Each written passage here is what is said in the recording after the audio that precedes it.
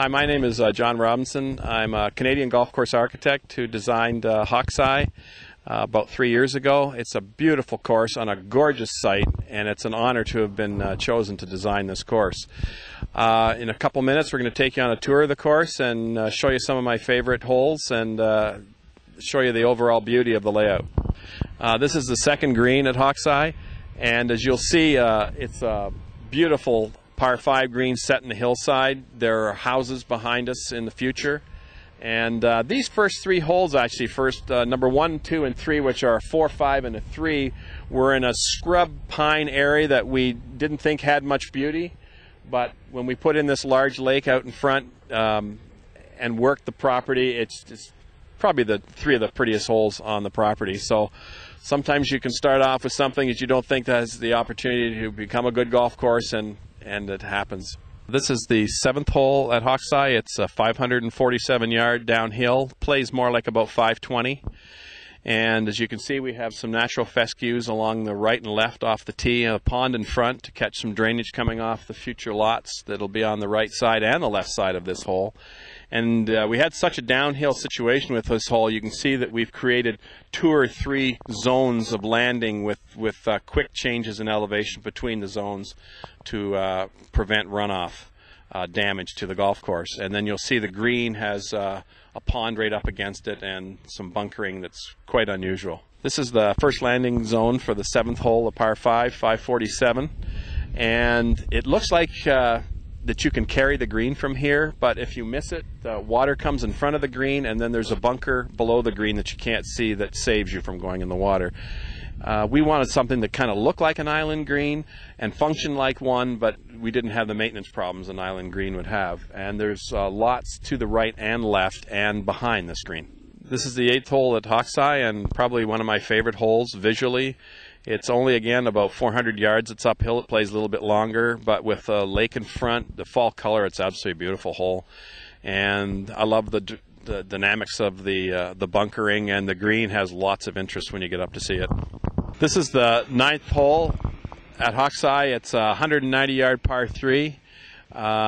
Beautiful green setting. This is probably the first par 3 finish for the first 9 that I've done in 10 years, and it just was an ideal location for it. It's just beautiful setting with the clubhouse and houses on the left side of the hole. And as you can see down below, we have the finish of the 18th hole, which is a par 4 uphill. Plays pretty tough, but and the new clubhouse location up above overlooks both these holes. Really pretty hole, especially with the pond here on the 9th.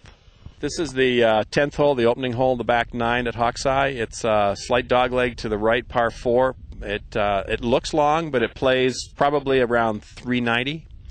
And we have some nice bunkering on the left side and into the green. It's absolutely a gorgeous hole, and will be overlooked by the new clubhouse location. Very similar to the first hole, the elevated tees looking down. Very, very pretty hole. This is the 11th hole at Hawkseye. It's a 165-yard par 3 across water. Bunkers to the left, set into a hillside with some going to be houses all behind there, and we had to catch a lot of water coming off the stand of trees there. But it's really, really a pretty natural site for a golf hole. This is the 12th hole at Hawkseye. It's a straightaway par 4, about 425 to 30 yards. And what I love about this is one of my favorite holes in the course, and it looks quite mundane from the tee, but when you get into the first landing zone, the hole really starts to talk to you, and you'll see bunkers all the way up the left side into the green, and the green is undulating and very difficult to putt. Super golf hole. This is the 15th at Hawkseye. It's a par 5, 527 yards uphill. And you can see that's quite a carry from the back tee to the first landing zone. And then we just give you a little bit to think about with a bunker in the middle of the fairway between the first and second landing zone. So the people that play this course more than once will play to the right of that bunker, and they'll find themselves probably 6 to 8 feet higher and a much nicer shot into the green. So it takes a little local knowledge to play this hole. This is the forward red tee on the 17th hole at Hawkseye. It plays 364 yards, and if women are playing this tee, it makes a really beautiful par 5 for them. They have an opportunity to go for the green in 2. But as you can see down there, there is a pond that comes halfway along the front of the green, and you have to hit your second shot right. There is a roll in the middle of this green, and it's about 160 feet long from front to back, so it, depending where the pins are, it can play very different. Gorgeous hole. We're on the 18th tee at Hawkseye. It's a 391-yard par 4, slight dog leg to the right. It's really nice finishing hole with bunkering on the left to take you around the turn, and the green is set in the hillside with some bunkers around it. It's a nice green to go at and to have a chance to birdie your last hole.